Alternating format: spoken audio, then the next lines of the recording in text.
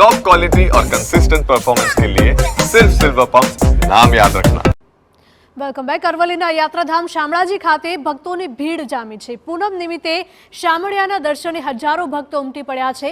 વહેલી સવારથી જ મંદિર પરિસરમાં દર્શન માટે ભક્તોની કતારો લાગેલી છે। પૂર્ણિમા નિમિત્તે ભગવાનને વિશેષ શણગાર કરવામાં આવ્યા।